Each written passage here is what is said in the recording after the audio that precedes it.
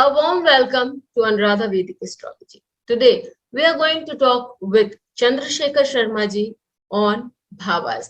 A warm welcome to you, sir. A pleasure. But before that, thank you all of you for subscribing, liking, sharing, and watching our YouTube and Spotify channels. If you haven't subscribed to our channel, please do, and remember to press the bell icon so that you can get the updates of the videos and the audios as soon as they are released. Sir is known to be an expert on bhavas. He has many videos on his own channel on bhavas, and many viewers have asked him to explain bhavas in detail. So we have also requested sir to talk a lot, as much as possible, on bhavas with us. Sir, what do we learn on bhavas with you today? See, bhava, one first has to understand what is bhava, isn't it? Because we always talk about bhava and it comes from the root bhu or bhava. Bhu is translated to bhava. Something happening is one meaning of it. Another meaning is your own emotions about something. Right. And that is what bhava is. What it is also called kshetra, it is called, it has different name. It is called as bha. Bha itself means the zodiac.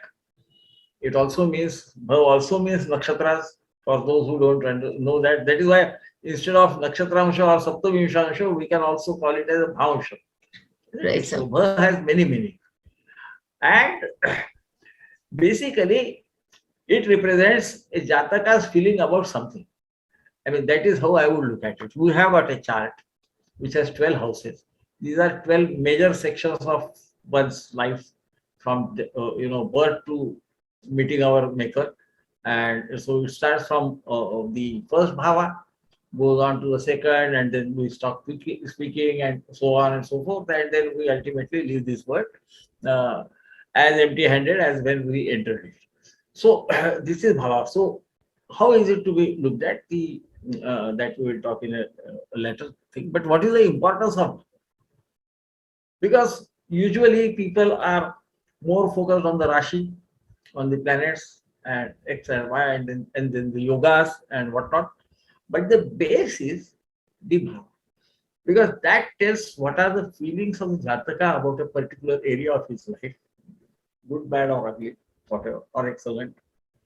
And that is what we try to analyze.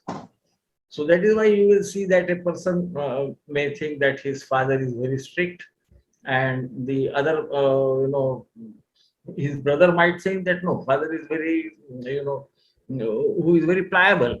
He listens to everything that he says. So why? I mean, the genes, etc., do not explain it.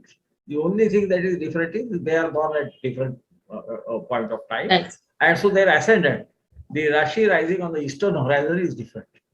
And so their way of looking at those things are different, whereas because their actions are also different. So ultimately everything happens with I mean, I'm sure people who are well versed in physics and everything know every action has a reaction. Yes, sir. So nothing is, see, we always try to blame the planet, sometimes your own actions you also. So this is bhava. And what is bhava? What is the importance of bhava? Jataka parijata se hora lanka. Hora lankar. Hora is the predictive part of astrology. There are three parts: Ganit or Siddhanta, which is astronomy; then Sahita, about the weather conditions, the what happens to the kings, and on a very larger scale to the populace; and then the predictive part about what happens to an individual. Usually a human being, it can also be perhaps applied to all animals, because Bhava also is connected with the Bhuta. So because that which was not there has now come into being when you are born. That is what is the Lagna part of it. So what Jatak Parijat says is, Vaidyanath is a great Acharya who has written it. Mula Ankara Shubha Phalani Sarvani Tunsa. The Hora part talks about good, good or bad things for all human beings, and it is ornament. What is the ornament? It is not the hora which is the ornament. The Sanskrit is read in a different type.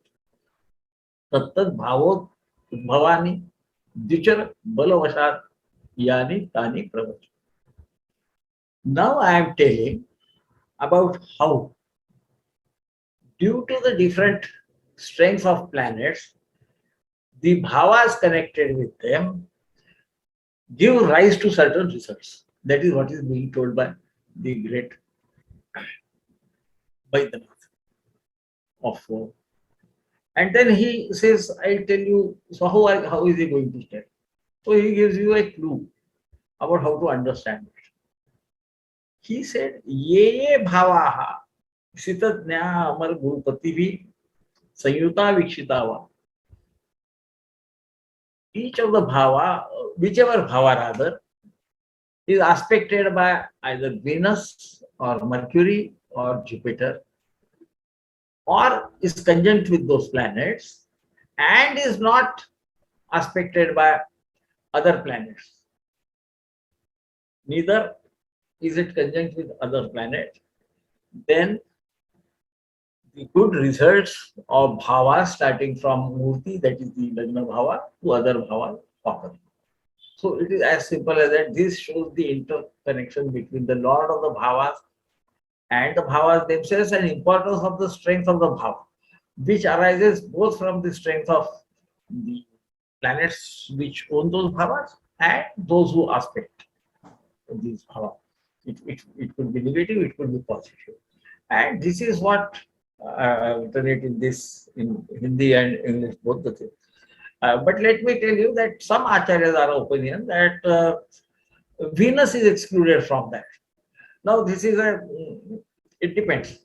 Uh, if you ask me, I think I would go more with Mercury and Jupiter, because one is the planet which indicates quick grasp of things, which we can even say to distinguish between good and bad, that ability, Discriminating part. and knowledge. So these are important. But is Venus absolutely unimportant? No, it is also called Mantri, the advisor. And it is about enjoyment of life things in life. So that could also be correct, because ultimately Venus is also a benefic planet. It's not a malefic planet. So we must give that latitude, because you will see that if Venus is aspecting somebody's lagna or placed in the lagna, the eyes, you first thing you notice about that person is eyes is generally, pleasant to look at.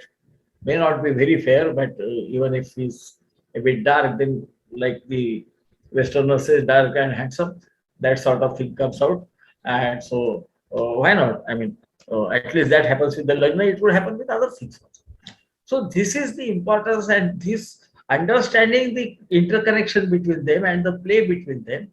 And when we must understand, if some planet is placed or some planet is aspected and it is creating something, obviously the lord of that bhava going somewhere will also do something to that bhava. And this is how the bhavesh relation has to be understood. That is rarely understood. Rather, I would not say rarely understood, rarely used in interpretation.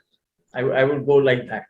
This is a beautiful place to let you know that we do have a course, a very short and a very intense course on bhavas, where sir has got material from various classical sources to tell us practically how a bhava operates, how does it function when it is posited in a different bhava, because all of us with the charts that we have, we do not have their lord sitting in the same house.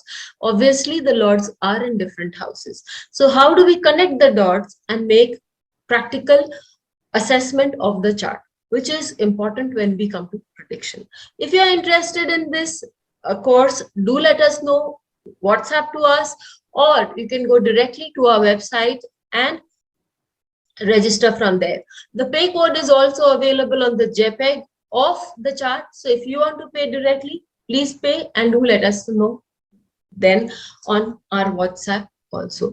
Till we meet with you again, stay safe. And sir, thank you so much for such a beautiful discourse. My pleasure.